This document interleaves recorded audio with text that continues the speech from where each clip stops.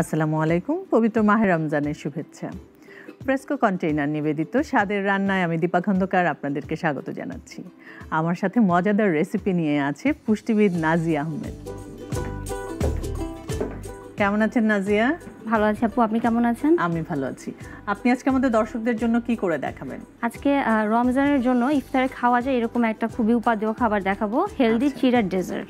চিরার dessert খুবই আমার favourite একটা খাবার। ও নাইস। ঠিক আছে, আপনি দেখুন যে সবকিছু রেডি আছে নাকি। ওকে, তো হেলদি চিরার ডেজার্টের জন্য প্রথমে আমরা একটু মালাই তৈরি করে নিব দুধের। আপু চুলাটা জ্বালিয়ে দিব? জি, একদম এটা খুব লো হিটে করব আমরা।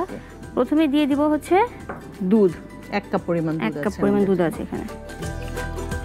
দুধটা আস্তে আস্তে একাই ঘন হয়ে যেতে থাকবে। হালকা একটু নাড়বো আমরা আস্তে করে একটু, যাতে নিচে লেগে না যায়। হ্যাঁ, এবং এটার সাথে যখন ধীরে ধীরে আরো কিছু উপাদান মেশাতে থাকবো তখন কিন্তু আরো বেশি লেগে যাওয়ার সম্ভাবনা থেকে থাকে। এই জন্য এখন থেকে একটু নাড়তে থাকবো। প্রথমে দিয়ে দেবো একটু চিনি। এখন চিনিটার ক্ষেত্রে যদি একটু ব্রাউন সুগার হয় বা যদি একটু কোনো রকম চিনি ইউজ না করে তাল মিশ্রি ইউজ করা যায়।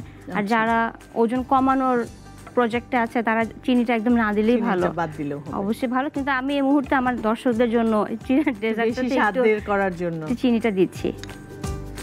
খুব বেশি দিব না, 2 চামচ পরিমাণ দিব। একটু নাড়তে হবে। এখন একটু দিয়ে দেবো, এটাকে যেহেতু মালাই করব ঘন করতে হবে এই জন্য দিয়ে দিচ্ছি 3 টেবিল স্পুন পরিমাণ গুঁড়ো দুধ। হ্যাঁ, আস্তে আস্তে দেখা যাবে যে এটা ঘন হয়ে আসছে। অনবরত একটু নাড়তে হবে। দুধ তো খুবই উপকারী। দুধ হচ্ছে খুব ভালো করে একটু করতে হবে যাতে যে দলা না, হ্যাঁ, লাপসের মতো না থেকে যায়। এই জন্য খুব ভালোভাবে নাড়তে হবে। এই মুহূর্তে আমরা একটু দিয়ে দিব এলাচ গুঁড়ো। হ্যাঁ, এলাচ গুঁড়ো অনেকে চাইলে ভ্যানিলা এসেন্সও দিতে পারে, কিন্তু আমার কাছে এলাচের খুশবুটা খুব ভালো লাগে। দিয়ে দিচ্ছি অল্প 1/2 চা চামচের মতো এলাচ গুঁড়ো। খুব সুন্দর কিন্তু একটা অ্যারোমা আসছে আপু। এবং সারাদিন রোজা রাখার পর ইফতারে যখন একটু আর কি ভালো একটা স্মেল নিয়ে কিছু খাওয়া যায় এটা কিন্তু আসলেই একটু ভালো লাগে। এটা আর একটু ঘন হয়ে আসলে আমরা আমাদের চিরার পাটটাতে চলে যাব। দর্শক তো এখান থেকে অ্যারোমাটা পাচ্ছে না, কিন্তু এখান থেকে খুব সুন্দর একটা অ্যারোমা আসছে। আপু এটা তো ঘন হয়ে গেছে। এটা একটু আমরা নামিয়ে রাখবো। প্রেসকো কন্টেইনারে আমরা এরকম ঘন করে রেখে দিতে পারি, হ্যাঁ। পরে আমরা ইফতারের আগে সেটা এখন এটা আমরা মিক্স করে দিতে হবে।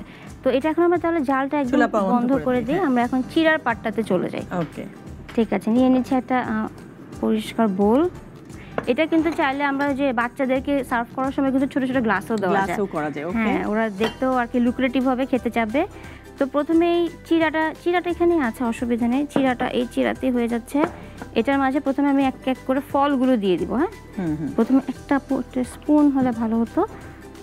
একদম কিন্তু ঝরঝরে চিরা, ঠিক আছে? গলা টলা টাইপের হলে হবে না, একদম খুবই ঝরঝরা হতে হবে, পরিষ্কার ঝরঝরে চিরা হতে হবে।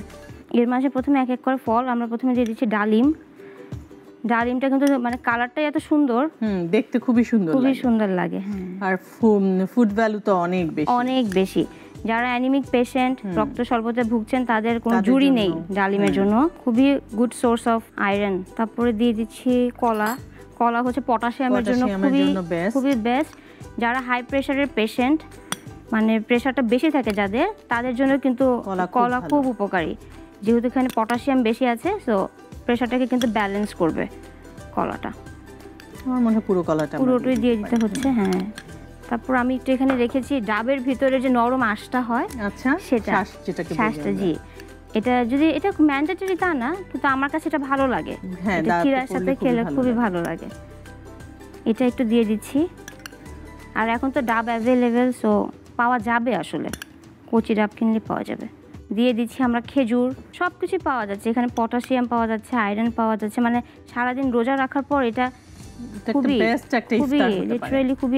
খুবই সুন্দর একটা আইটেম হবে।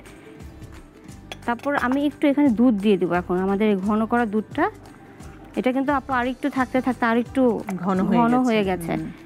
সেটা আমি একটু দিয়ে দিচ্ছি, অল্প পরিমাণে দিব, এখানে পুরোটাই লাগবে তা না।